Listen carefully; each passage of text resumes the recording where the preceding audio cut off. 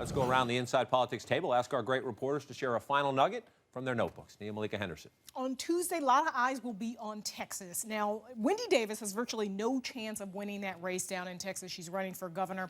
But Democrats have poured roughly $10 million into that campaign as part of Battleground Texas, really hoping to change the makeup of the electorate. If that electorate isn't changed very much come Tuesday, Republicans are going to have something to crow about, and it's going to send a message to Democrats: don't mess with Texas, at least no time soon. All right, they keep saying it's going to go blue, but they can't say when. Jonathan Martin? It hasn't gotten the same attention as the Senate, John, but over in the House, the GOP is going to gain more seats. And the question is, how many seats? That's important because if they get 12 to 15 or even beyond that, it could make it really hard for Democrats to take back the House until they redraw the lines after 2020.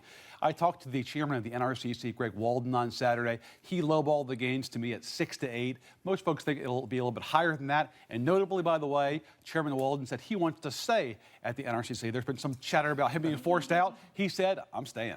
That's a little confidence there. Peter Hamby? I want to fast forward a little bit ahead past Tuesday. There's a little bit of a parlor game going on among Democrats right now about Hillary Clinton. And the question, if you talk to Democrats, is not if Hillary Clinton will run for president, but when. I mean, Clinton still has to make that decision herself, of course, but that sort of big galaxy of people around her are debating, should she get in early, very quickly, deny oxygen to any potential challenger, build an organization so she can start raising money, hiring staff, polling, etc., or should she wait until the spring? I talked to one Democrat who said she should wait till March, April, or May, because she doesn't have to get in the mix and answer questions from reporters and take every arrow coming at her from the media or Republicans. So that's sort of an interesting debate to watch as we head into the holidays. When will Hillary tell us that she's still running?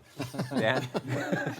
I want to look ahead past Tuesday also, and the potentially interesting relationship between the President of the United States and the possible future Senate Majority Leader Mitch McConnell. If the Republicans win the Senate, that relationship, which is non-existent at this point, will become the most important in town. That's an excellent point to make, and it's not a great relationship with Speaker Boehner either, so we'll watch the president reach out there. And I'll close with this. Republicans complain all the time, just about with every breath, about President Obama, but you could make a case they might miss him.